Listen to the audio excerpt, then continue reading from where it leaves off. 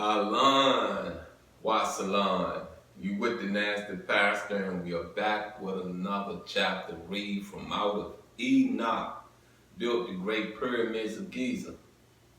You know, in a minute you might hear me say Satan built the great pyramids of Giza.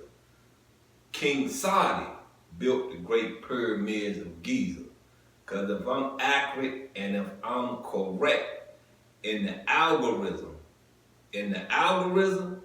that should pick something up right there. That should make a shift something well on this platform. So if it seems that I'm off, if it seems that I'm going somewhere else, there's a reason. There's a reason. There's an ear I'm searching for that I haven't received. You understand me? There is a ear I'm searching for I have not received. Anywho, we in chapter 5. And the title of chapter 5 is Unveiling the Legacy of the Fallen Watchers.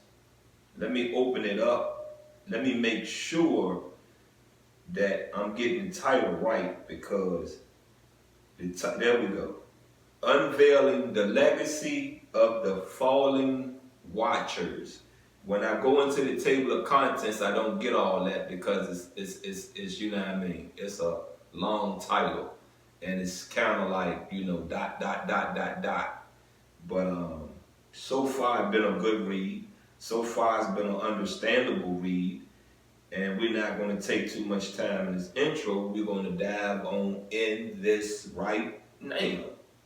The Nephilim, born of the forbidden unions between angels and mortals, emerged as agents of cosmic disruption. Come on now. Cosmic disruption. Their colossal presence disrupts the natural order, challenging the very boundaries set by the Creator. The archaeological evidence suppressed by mainstream narratives becomes a portal into understanding the profound impact of these hybrid giants on ancient civilizations. The suppression of archaeological evidence, driven by the reluctance to confront conflicting narratives, become a battleground for the integrity of historical truths. Skeletal remains of giants, documented by credible sources throughout history, languish in obscurity, a testament to the lengths to which established paradigms will go to maintain a semblance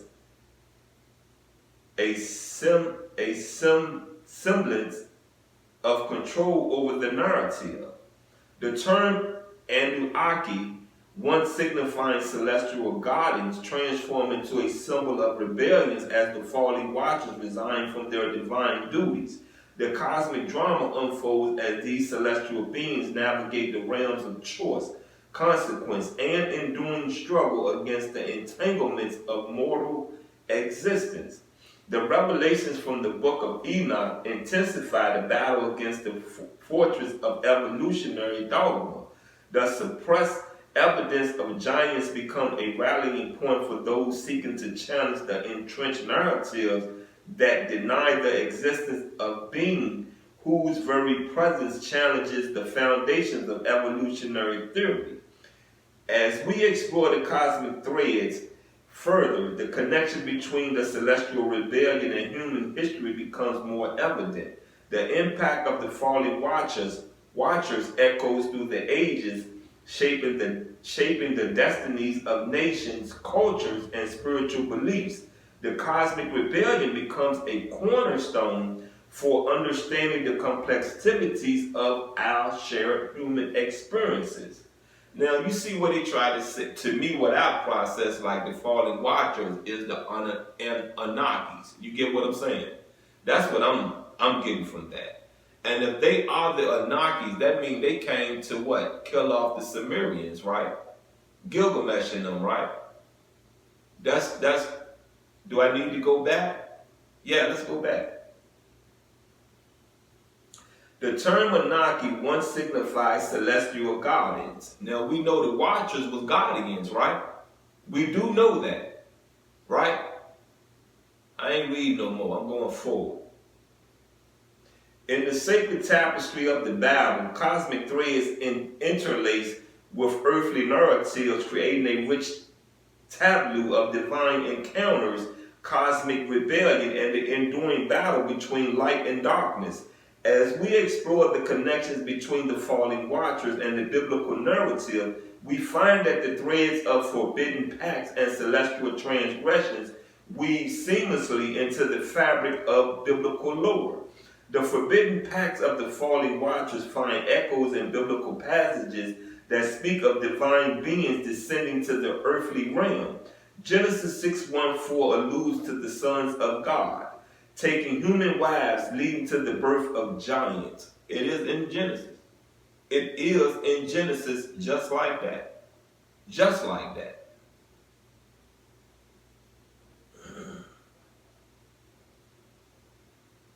The Nephilim, this mysterious episode, resonates with the cosmic rebellion portrayed in the book of Enoch, painting a more nuanced picture of the celestial dramas that unfolded in the early chapters of human history.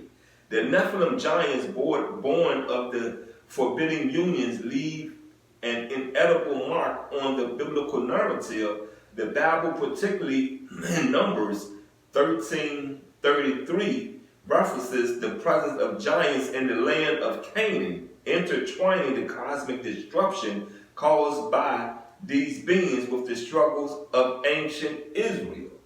Now, we're in 2026 with this read, but this read is being recorded in 2025. And let me mark my spot before I go any further. I just want to say to you is this right here. I hope you are viewing my reading, the Nasty Pastor reading of Numbers. That is another book Moses penned for whom we pray. So if we're gonna understand the narrative and these giants and all this stuff and that, then we can coincide what we're reading in Enoch with what we're going to end up reading in Numbers, right? Things should make sense, right? Cool. Let's proceed. The suppressed archaeological evidence of giant skeletons aligns with the biblical accounts, bridging the gap between scriptures and the material remnants of a cosmic saga. The suppression of archaeological evidence mirrors the biblical narrative of forces working to conceal truths that challenge established paradigm, prophetic warnings against false teachings and hidden knowledge. And that is in Galatians 2:8-2 and is in Peter 2:1. Find resonance in the battle to remain controlled over historical narratives. The Bible as a repository of divine wisdom becomes both a guide and a witness to the struggles against the suppression of cosmic truths. We're going to end this reading right there, and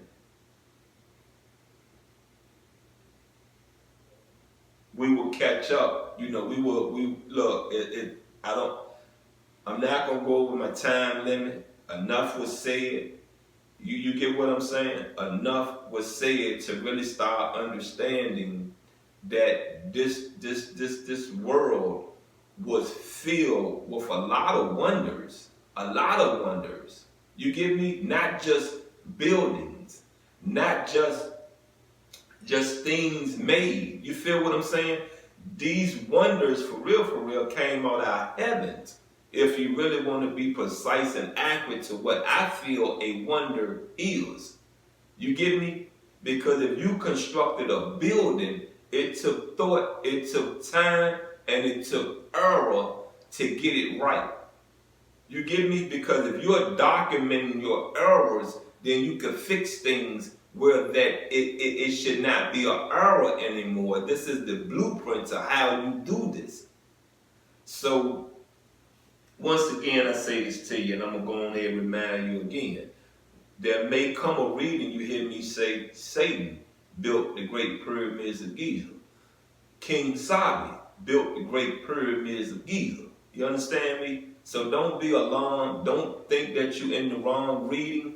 You're in the right reading. You're in the right. There's enough evidence for me to base my facts on. Enoch could have been Satan. Enoch is King Sali. This book told us so. You get me? This book told us so. Anyway, before I leave off in this reading, I do want to check in, and I want to ask you Kemites, I want to ask anyone that's viewing, whether you're a Kemite or not, you get what I'm saying? I'm asking you to ask yourself and take time into your soul and be more patient in any information you have received that you need to put actions into. Be patient. You get me? Be very patient. Some of this information is wrong. Some of this information is not detailed in an accurate way for you to put some time, sweat, blood, and tears into it. You understand me? Into it. Slow your actions down. Get yourself in a planning mode so that anything you're doing that you're putting actions into, it can have a successful outcome. And remember, success is not based on financial wealth, not based on money. You get me? Success most of the time is based on the message that others hear and make changes within their life. You've been with the nasty pastor, and I'm out, and I love you.